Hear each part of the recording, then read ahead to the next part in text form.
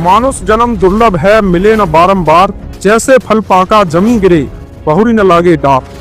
भाइयों और बहनों, इस अनमोल मानव जीवन को पाकर भी यदि हमने उस परम पिता परमात्मा की पहचान नहीं की और उसकी भक्ति नहीं की, तो हमारा यह जीवन व्यर्थ है। आज हम उस महान संत और परम संत रामपाल जी महाराज के उपदेशों पर विचार करेंगे, जिन्होंने पूर्ण मोक्ष के वास्तविक मार्ग को उजागर किया है और बताया है कि भगवान की भक्ति करना क्यों जरूरी है। जैसे कि कबीर साहब कहते थे, मानुष जन्म दुर्लभ है, मिले न बारंबार, तरवर से पत्ता टूट गिरे, बहुर नहीं लगता डाक। संत रामपाल जी महाराज अपनी अमृतवाणी के माध्यम से हमें यह समझाते हैं कि जिस परमात्मा को सदियों से मंदिर, मस्जिद, गुरुद्वारे और तीर्थ स्थलों में ढूंढ रहे हैं, वह हमारे शास्त्रों, वेद, गीता, कुरान, गुरु ग्रंथ साहिब में भी वर्णित एक विशेष रूप और नाम वाला है। संत रामपाल जी महाराज सबसे पहले हमें पूर्ण परमात्मा की पहचान बताते हैं। वो कहते हैं कि हम जिस ब्रह्मा, विष्णु, महेश और दुर्गा की पूजा करते हैं, वे सब नासवान हैं और क्षर पुरुष यानी काल के 21 ब्रह्मांडों के अधीन हैं। श्रीमद् भगवद गीता के अध्याय 15 श्लोक 1 से 4 और 16-17 इन श्लोकों में 3 प्रभुओं का वर्णन है। क्षर पुरुष जो नासवान भगवान हैं, अक्षर पुरुष ये भी नासवान भगवान है, और इन दोनों से उत्तम पुरुष पूर्ण ब्रह्म सत्य पुरुष जो अविनाशी है। गीता अध्याय 15 के श्लोक 17 में स्पष्ट है कि वह उत्तम पुरुष ही वास्तव में अविनाशी परमेश्वर है, जो तीनों लोकों में प्रवेश करके सबका भरण पोषण करता है। पवित्र कुरान शरीफ सूरत फुरकानी 25 आयत 52 से 59 में उस कबीर नाम के परमेश्वर का वर्णन है, जिसने 6 दिन में सृष्टि रची और 7वें दिन तख्त पर जा विराजा, जिसे अल्लाहु अकबर कहते हैं। संत रामपाल जी महाराज बताते हैं कि कबीर साहिब ही वह पूर्ण परमात्मा है जो हमारे सभी धर्मों के पवित्र शास्त्रों में वर्णित हैं, लेकिन अज्ञानतावश हमने उन्हें केवल एक जुलाहा मान लिया। अब हम सबसे महत्वपूर्ण प्रश्न पर आते हैं, भगवान की भक्ति करना क्यों जरूरी है। संत रामपाल जी महाराज इसके विषय में क्या बताते हैं। इस संसार में हर जीव 84 लाख योनियों के कष्टप्रद चक्र में फंसा हुआ है। हम हर जन्म में दुख उठाते हैं और फिर मर जाते हैं। संत रामपाल जी महाराज कहते हैं कि भक्ति का एकमात्र उद्देश्य इस काल के लोक को छोड़कर सत्य लोक यानी शाश्वत लोक में जाना है, जहाँ न जन्म है, न मृत्यु, न बुढ़ापा है, न रोग। हम सब अपने कर्मों के लेख के अनुसार सुख दुख भोगते हैं। अच्छे कर्मों का फल स्वर्ग में मिलता है, पर वह भी क्षणिक है। संत रामपाल जी महाराज बताते हैं कि पूर्ण परमात्मा की सच्ची भक्ति से ही हमारे संचित कर्म, पुराने पाप कष्ट नष्ट हो जाते हैं। कबीर साहिब कहते थे, जब ही सत्यनाम हृदय धरो, भयो पाप का नाश, जैसे चिंगारी अग्नि की पड़ी पुरानी घास। जब हम सत्य पुरुष से सच्चा नाम लेकर भक्ति करते हैं, तो पूर्ण परमात्मा हमारे वर्तमान के शारीरिक, मानसिक और बाहरी दुख को दूर कर देते हैं। यही कारण है कि संत रामपाल जी महाराज के शिष्यों को आज बड़े बड़े रोगों और कष्टों से राहत मिली है, जो विज्ञान और चिकित्सा के लिए भी असंभव है। अब बात आती है कि वास्तविक भक्ति क्या है। संत रामपाल जी महाराज पुरानी मनमानी पूजाओं को छोड़कर शास्त्र आधारित भक्ति पर जोर देते हैं। श्रीमद् भगवद गीता के अध्याय 16 के श्लोक 23 और 24 में स्पष्ट है कि जो मनुष्य शास्त्र विधि को त्याग कर मनमाना आचरण करता है, उसे ना तो सुख मिलता है, ना ही सिद्धि और ना ही परम गति। संत रामपाल जी महाराज कहते हैं कि हम जो तीर्थ यात्रा, व्रत, मूर्ति पूजा, श्राद्ध आदि करते हैं, वह मनमानी पूजा है जो पूर्ण मोक्ष नहीं दे सकती। मोक्ष के लिए सबसे जरूरी है कि सत्य गुरु, पूर्ण संत की शरण लेना। गीता अध्याय 4 के श्लोक 34 में ज्ञान प्राप्त करने के लिए तत्वदर्शी संत की खोज करने और उन्हें दंडवत प्रणाम करके सेवा करने का निर्देश है। संत रामपाल जी महाराज ही वर्तमान में वह तत्वदर्शी संत हैं जिनका प्रमाण भगवद गीता में दिया हुआ है। भक्ति केवल जाप तक सीमित नहीं है। संत रामपाल जी महाराज अपने अनुयायियों को एक पवित्र और नैतिक जीवन जीने की भी शिक्षा देते हैं। किसी भी प्रकार के नशे, शराब, तंबाकू, गांजा, बीड़ी, सिगरेट आदि का सेवन नहीं करना, शाकाहारी भोजन, मांस, अंडा आदि से परहेज करना, अनैतिकता का त्याग, चोरी, जुआ, पर स्त्री, पर पुरुष गमन से दूर रहना, दहेज मुक्त विवाह, सादगीपूर्ण और दहेज रहित विवाह करना, संत रामपाल जी महाराज कहते हैं कि जब हम इन मर्यादाओं का पालन करते हैं तभी हमारी भक्ति सफल होती है। जीव हमारी जाति है, मानव धर्म हमारा। हिंदू मुस्लिम सिख ईसाई धर्म नहीं कोई न्यारा।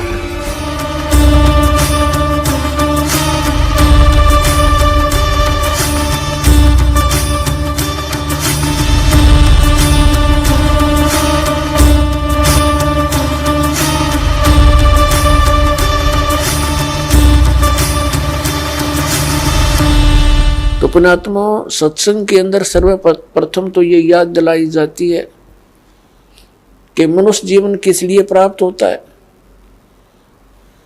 मनुष्य जीवन के कार्य का वास्तविक ज्ञान हो जाता है कि हमने क्या करना चाहिए, इससे मोक्ष प्राप्ति का प्रयत्न करना चाहिए। कल्याण के लिए सबसे अधिक प्रयत्न करना चाहिए। तो उसके बाद आवश्यकता पड़ती है कि गुरु पूरा हो। तो गुरु पूरे से फिर आपका काम चलेगा। इसमें मुख्य ये दो कड़ी होती है।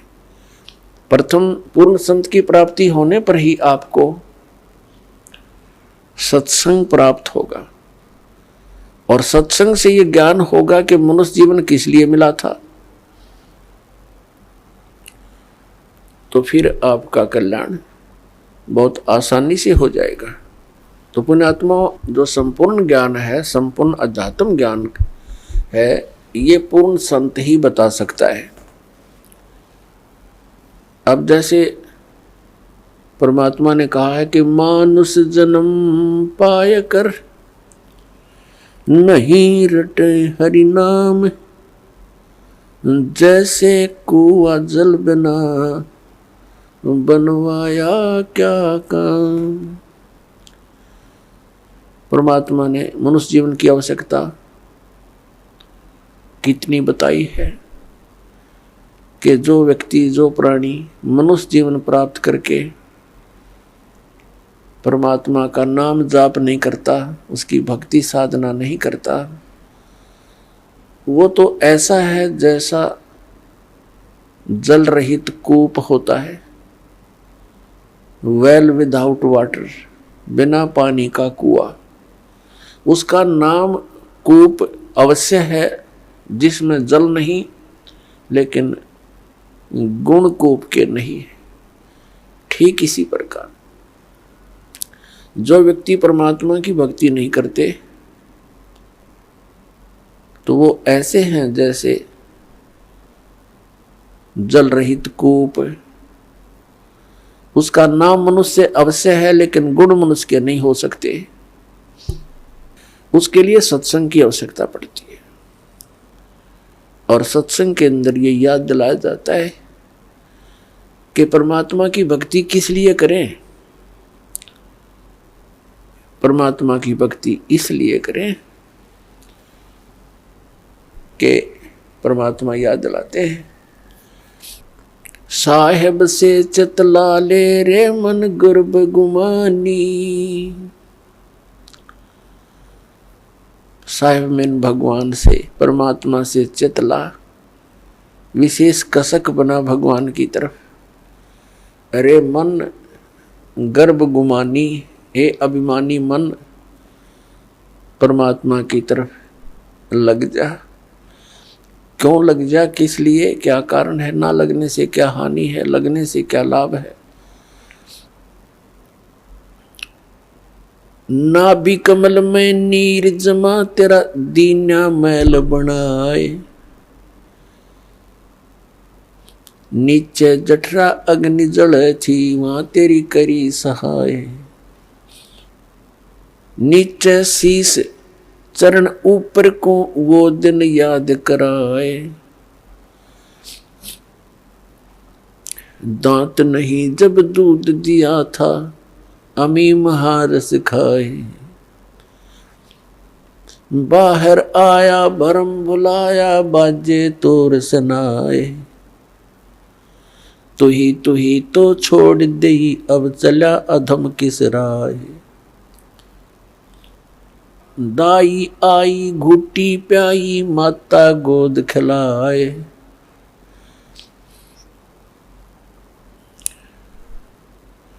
तू ही तो छोड़ दिया इब चला अधम किस राय। अब क्या बताते हैं परमात्मा कि जब तू मां के गर्भ में था, एक विशेष संकट को झेल रहा था। नीचे को सिर था, ऊपर को पैर तेरे। और जब आपत्ति आती है, ये प्राणी परमात्मा को याद अवश्य करता है। मां के गर्भ में इस प्राणी को पूरी चेतना होती है कि मैं किस कारण से इस जेल में फंसा हूं। उस समय वो परमात्मा से अर्ज करता है, हे भगवान, एक बार मेरा संकट निवारण कर दे, मुझे बाहर निकाल दो, फिर आजीवन आपकी भक्ति करूंगा, 2 रोटी के लिए धंधा भी करूंगा, मालिक तेरी भूल नहीं करूंगा। उस समय उसको अपने पिछले जन्म जन्मांतर की फिल्में देखने को मिलती हैं अपने ही अंतःकरण में, क्योंकि हमारे अंतःकरण के अंदर परमात्मा ने एक ऐसा सिस्टम कर रखा है कि जो भी क्रिया काम कर्म हम करते हैं और जो भी अच्छी मंदी सोच हम अपने हृदय में बनाते हैं, वो सब रिकॉर्ड हो जाती है। जब तक जीव मोक्ष प्राप्त नहीं करता, तब तक उसके अंतःकरण में उसके सर्व कर्म अंदर फीड रहते हैं। और जब ये प्राणी संसार छोड़कर जाता है, धर्मराज के पास जाते ही उसकी वो किए हुए कर्मों की फिल्म ऑन हो जाती है। वहां इसको ये बताने की आवश्यकता नहीं पड़ती, तने ये गलत करा रही हो, नाट जा। वहां नाटने की गुंजाइश नहीं रहती कि मैंने ऐसा नहीं किया। तो उस फिल्म को देखता हुआ वो प्राणी अपने पिछले मनुष्य जीवन व्यर्थ किए हुए इसको बहुत याद आते हैं और बहुत रोता है।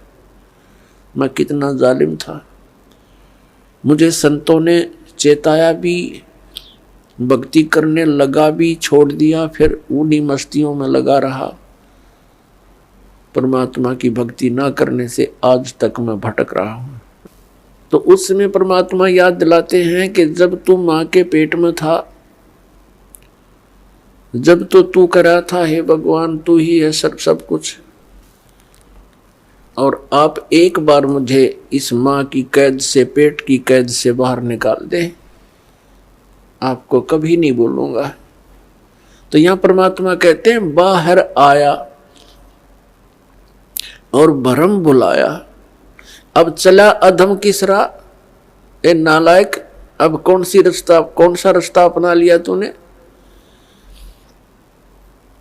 क्या बताते हैं कि 12 वर्ष खेलते बीते, लीना ब्याह करवा। पहले बचपन में ब्याह हो जाते थे, उस समय की वाणी है ये। 12 वर्ष खेलते बीते, लीना ब्याह करवा, और तरुणी नारी से बना गरबारी, अब चला मूल गवा। परमात्मा ये नहीं कहते कि ब्याह ना करवाओ, कहने का भाव यू है कि इससे काम ना लगे रहो, इस मनुष्य जीवन के एक मुख्य कार्यों को और इसमें साथ जोड़ लो, और उसके बिना तो ये सारा काम व्यर्थ है, और उसके साथ हो जाने से सारी सफलता। जब व्यक्ति महादुखी हो जाता है, अपने सतर के सब प्रयत्न ये कर लेता है, चाहे राजा भी क्यों न हो, तो उसको भगवान की आवश्यकता महसूस होती है। राजा लोग भी परमात्मा के लिए साधु संतों के पास जाते हैं, आशीर्वाद प्राप्त करते हैं। तो परमात्मा हमें याद दिलाने आते हैं कि तुम भिखारी क्यों बनो, वो साधु क्या करते हैं, वो भी तो भगवान की भक्ति करते हैं, तुम भी करो, तुम स्वयं धनी बनो उस भक्ति का, याचक क्यों बनो तुम। तो वह हमारे समझ में नहीं आई, क्योंकि हम इस गाइड गणे कर रखे हैं। हमने सोच ये रखा है कि भक्ति तो वो लोग करते हैं जो गुफाओं में बैठे, भक्ति तो वही कर सकते हैं जो बिल्कुल घर त्याग कर जंगल में जा बैठे हुए फरी हैं। वो फ्री नहीं है, वो तो आपसे भी दुखी है। तो परमात्मा हमें याद दिलाते हैं कि तरुणी नारी से गरबारी और चाला मूल गवा। मूल का अर्थ है जो अपने मनुष्य जीवन के श्वास रूपी पूंजी, जो मूल धन तुझे प्राप्त हुआ था। ये मनुष्य जीवन के जितने श्वास हैं ये आपका धन है, ये मूल धन है। और इस मूल धन से हमने आगे व्यापार करना था, सौदा करना था और इसको दुगना तिगना चौगुना करना था। परमात्मा कहते हैं कि 3 लोक और भवन चतुर्दश सब जग सौदा आही, और दुगने तिगने और किए चौगने और किन हो मूल गवाही।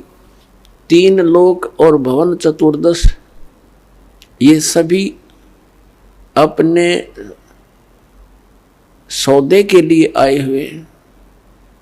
जैसे कोई व्यक्ति विदेश चला गया या दूसरे शहर में चला गया 2, 4, 10 लाख रुपए लेकर व्यापार करने के उद्देश्य से कि उनकी 10 के 20 बनाऊं, अपने नेक नीति से कमाऊं, और वो उन पैसों से ही जाकर के होटल में मौज मस्ती कर रहा है, व्यापार कर नहीं रहा, बिजनेस कर नहीं रहा, तो उस मूल धन को खर्च रहा है, उसको बर्बाद कर रहा है और एक दिन कंगाल होकर स्वदेश लौट आएगा और किसी के मजदूर लगेगा। और दूसरा व्यक्ति उन 10 लाख रुपयों से सौदा खरीदता है, बेचता है, दुगने तिगने कर रहा है, तो उसने उसका यथार्थ लाभ प्राप्त कर लिया। ठीक इसी प्रकार जो मनुष्य जीवन प्राप्त प्राणी इस पूंजी को खर्च रहे हैं, कोई मंत्री बन गया, कोई प्रधानमंत्री बन गया, कोई जज बन गया, कोई IAS IPS बन गया, कोई मैक फैक्ट्री का मालिक बन गया, ये पिछला धन है आपका। कोई मनुष्य जीवन ही आपको मिला है तो बहुत पुण्यकर्मी प्राणी है, आप धनी है भगवान के धन से। जिसको मनुष्य जीवन प्राप्त है वो मूल धन पूरा लिए हुए है। बाकी उच्च पोस्ट प्राप्त हो जाना, राजा बन जाना, ये उस भक्ति धन का एक एक्स्ट्रा आइटम है। ये केवल दान पुण्य का ही फल है इनका। और मूल पूंजी वो भक्ति वाली, वो सबकी मनुष्य जीवन प्राप्त प्राणियों की एक जैसी है, जिनको मनुष्य जीवन मिल गया।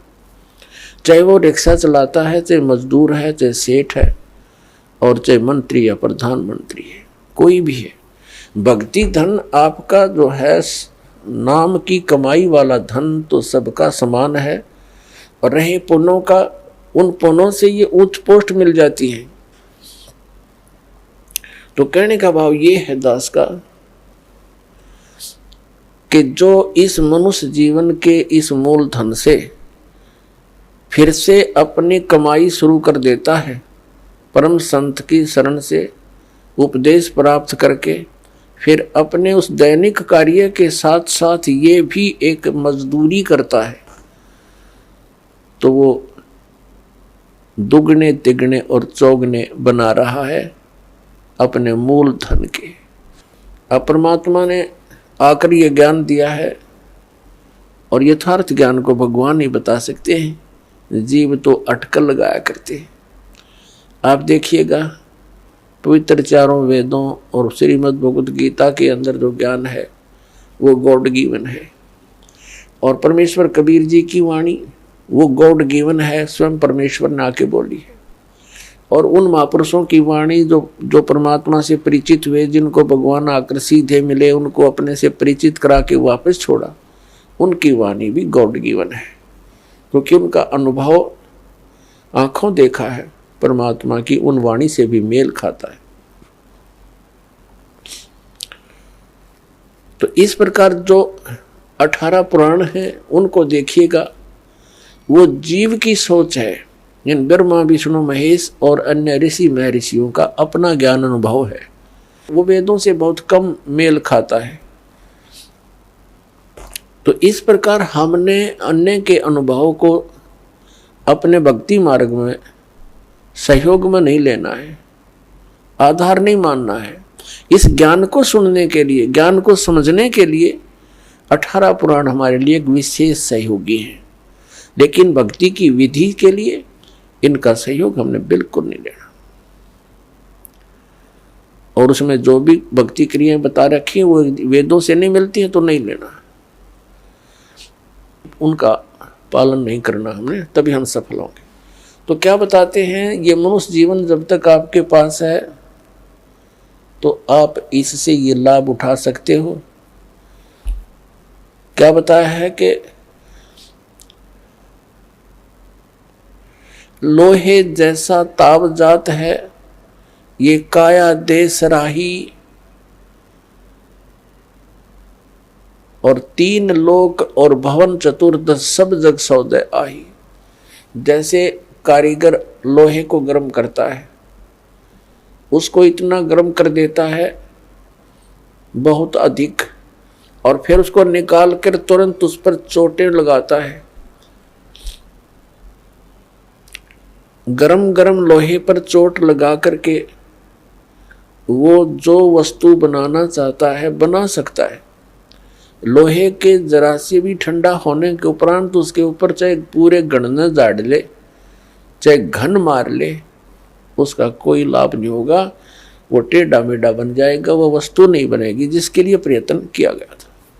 तो ये मनुष्य जीवन जिसका शांत हो जाएगा, जब तक मनुष्य जीवन है ये लोहा गर्म है, इस पर राम नाम की चोट मार के आप जो बनाना चाहते हो बना सकते हो। जब ये ठंडा हो जाएगा, मृत्यु हो जाएगी, फिर कुछ नहीं हो, चाहे पाछे इसके श्राद्ध निकालते रहियो, वो तो ठंडा होने के बाद चोट मारनी है। और चाहे उसकी 13वीं करते रहियो, 13वीं 17वीं, वो तो लोहा ठंडा होने के बाद व्यर्थ प्रयत्न कर रहे हो। तो यहां क्या बताते हैं, 3 लोक और भवन चतुर्दश सब जग सौदे आही, दुगने तिगने किए चौगने किन्हु मूल गवाही। किसी ने तो दुगने तिगने चौगने कर लिए मनुष्य जीवन से सतभक्ति करके, और किन्होंने मूल का नाश कर लिया, मूल गंवा दिया, यानी मनुष्य जीवन को यही फूफर करके अन्य क्रियाओं में ही व्यर्थ कर गए, उन्होंने मूल धन का नाश कर दिया। अब भक्ति न करने से क्या हानि होगी। नर से तू पशुआ की जय, गद्दा बैल बनाई, ये 56 भोग कहाँ मन मूर्ख, कित कुरडी चरने जाई। आप सुन रहे थे जगत गुरु तत्वदर्शी संत रामपाल जी महाराज जी के मंगल प्रवचन। अधिक जानकारी के लिए विजिट कीजिए हमारी वेबसाइट www.jagatgururampalji.org। संत रामपाल जी महाराज जी के शुभ आशीर्वाद से पूरे विश्व भर में 500 से भी ज्यादा नाम दीक्षा केंद्र हैं, जिन पर संत रामपाल जी महाराज जी द्वारा ऑनलाइन निशुल्क नाम दीक्षा दी जा रही है। अपने नजदीकी नाम दीक्षा केंद्र का पता करने के लिए संपर्क करें 8222880541।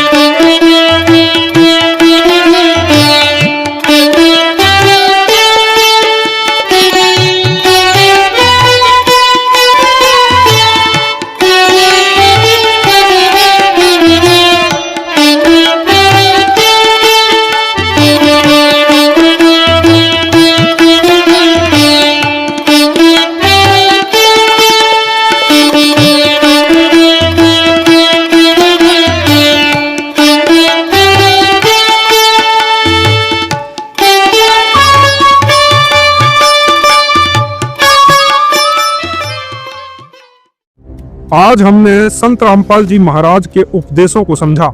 उन्होंने हमें बताया कि पूर्ण परमात्मा कबीर साहिब हैं और भगवान की भक्ति इसलिए जरूरी है ताकि हम 84 लाख योनियों के भयानक दुखों से छूटकर शाश्वत सुख के धाम सतलोक में जा सकें। यह मानव जीवन का एक सुनहरा अवसर है। इसे व्यर्थ की मनमानी पूजाओं और भोग विलास में न गवाएं। जीव हमारी जाति है, मानव धर्म हमारा। हिंदू, मुस्लिम, सिख, ईसाई धर्म नहीं कोई न्यारा। यदि आप भी जन्म मृत्यु के चक्र से मुक्ति चाहते हैं, यदि आप भी अपने जीवन में सुख शांति चाहते हैं, तो देर न करें, परम संत रामपाल जी महाराज की शरण ग्रहण करें, सच्चा नाम दीक्षा लें और अपने अनमोल मानव जीवन को सफल बनाएं। अगर आपको ये जानकारी अच्छी लगी हो तो वीडियो को शेयर करें, लाइक करें और चैनल को सब्सक्राइब करना ना भूलें।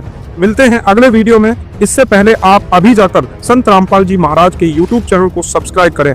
धन्यवाद।